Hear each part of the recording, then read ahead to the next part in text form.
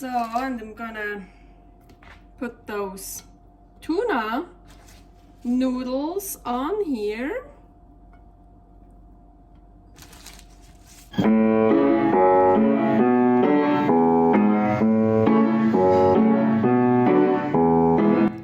Carnivore Girl's Creative Carnivore Kitchen. No plants, no dairy, the next level cooking show. Carnivore recipes with meat, fish, seafood, eggs, gelatin, flavored seltzer, water, and salt. From super easy to complicated, from quickly done to many hours in the kitchen. I always say everybody's body and brain are different, and you gotta figure out what works best for you. The carnivore lifestyle has tremendous benefits, healing effects, and is the best elimination diet. There are many different ways how to do carnivore. I found a way that momentarily works the best for me. In this cooking show, I'll show you it doesn't have to be boring and can be very creative, delicious, and fun. I already created so many carnivore recipes on Instagram @karnivorgirl, and I have this never-ending list on my phone with tons of ideas. My brain is a gift and a curse. Have fun with this episode. Welcome to my creative carnivore kitchen. Today, May 1st, is no pants day. So yes, I definitely don't wear any pants. And tomorrow, May 2nd, is World Tuna Day. So hell yeah, of course, I want to make some tuna. And I want to make Pasta al Tonno 2.0 because I already made it, but now this time I'm gonna make it even better. Yes, lots of tuna. So I want to make my egg dough, but with a twist. So here would be the recipe just for the regular egg dough. My twist is the canned tuna. So I have here, I use this one here. It's really just white tuna, water, and sea salt. So I saved here the salt water from the tuna that has tuna flavor. So I saved this, and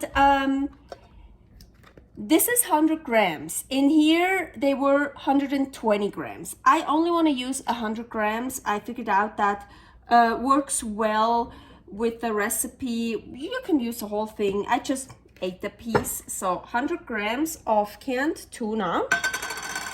And I'm just gonna make the egg dough. So the regular egg dough, 6 eggs, 12 grams of beef gelatin powder, 100 grams of any kind of liquid. Why don't I use the salt water tuna stuff here? Because I want to use that for something else. So this is just regular water. You can use broth, you can use flavored seltzer water, whatever. Some salt, of course. I have Sicilian sea salt. Let's add that right now.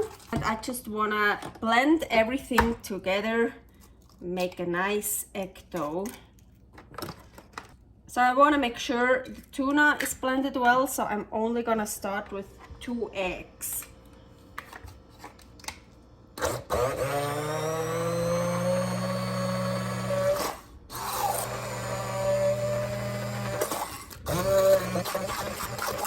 So now that the tuna is blended pretty well, I'm gonna add the rest of the eggs, the water, and the gelatin. I want to add gradually so not everything gets just stuck to the hand mixer. So I'm just gonna gradually add that.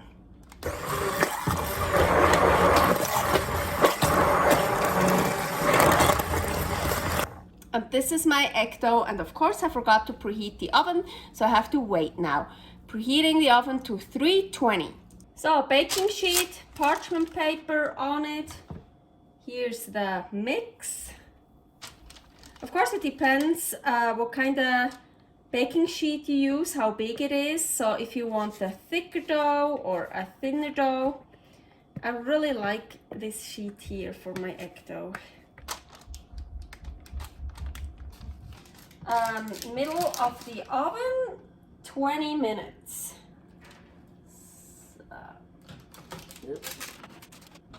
Oh, I forgot. Usually when I have it in the oven, after a while, I kind of do this so it gets even. And look, it's so uneven. Here it's like really thick. Here it's super thin. Here there is not even anything in those corners. So I got a super uneven dough. Doesn't matter, it will still work. So I'll just transfer it over here. I lift it up so it's not sticking to the paper anymore, or not as much. Well, yeah, it's super warm still. I usually let it cool off. Anyways, so and then you just cut whatever you want. Shapes, noodles, wide, narrow, thin, whatever. Spaghetti, squares. I usually always cut noodles. It's just, yeah, the most fun to eat. So I think, yeah, I'm gonna do that again. So I'm gonna have some thick ones here and then really thin ones here. Doesn't matter, different texture. I actually really like that. That's cool too. You see here it's super thin and here it's thick.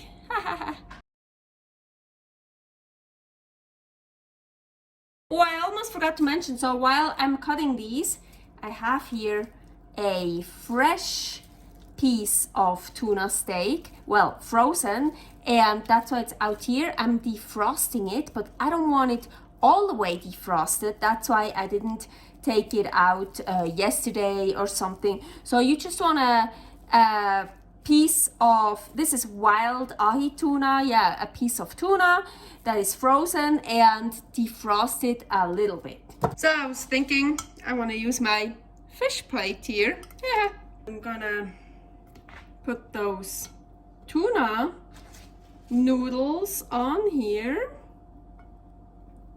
The tuna steak here, I wanna cut it very thinly. I mean, you can cut it the way you want. You can make like dice out of it. Dice. What's the plural of dice? I think that is just dices. Like, you can cut it however you want, but I like it like here, thin slices. And that's why if you want to cut meat, fish, whatever, really thin slices, it's the best when it's still partially frozen. Of course, not all the way, because otherwise it's too hard to cut. But here, this is perfect. It's still very frozen. So now, first you remember the tuna flavored sea salt water, whatever, that I saved from the canned tuna.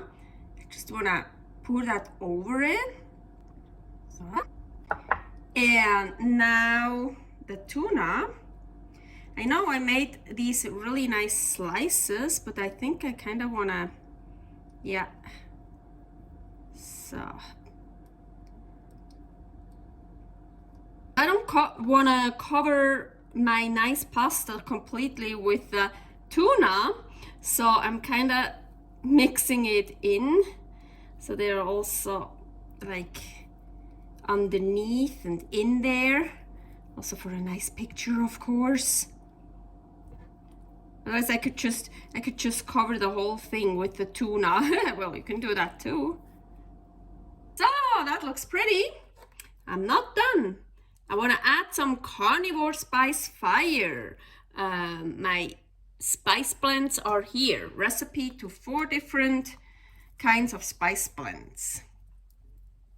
So some fire. Ooh.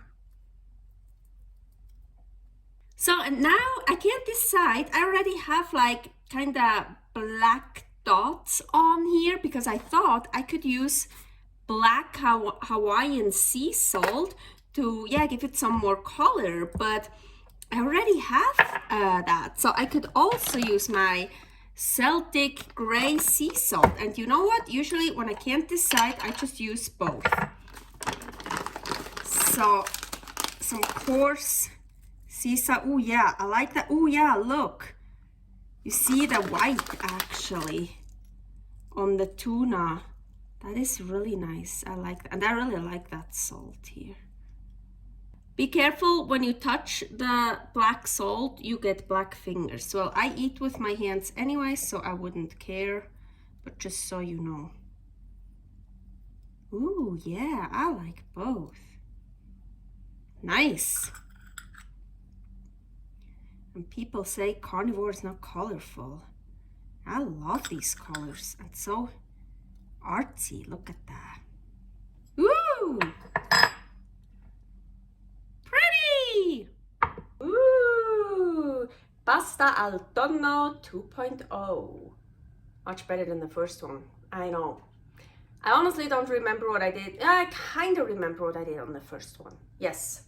But this definitely better because it has fresh tuna on it. I actually don't like canned tuna that much, but in the pasta it's super cool. I already tried the pasta. Really has this canned tuna flavor, and tuna I like the best raw anyways. And yeah, so this is really good. It's cool. So yeah, today no pants day, so don't wear any pants. And tomorrow, World Tuna Day. Agüita. As I mentioned, I eat with my hands. Like 90% of the times. If not with my hands, then with a spoon or with chopsticks, but very rarely with a fork. Okay, I think I have something I like. Agüita.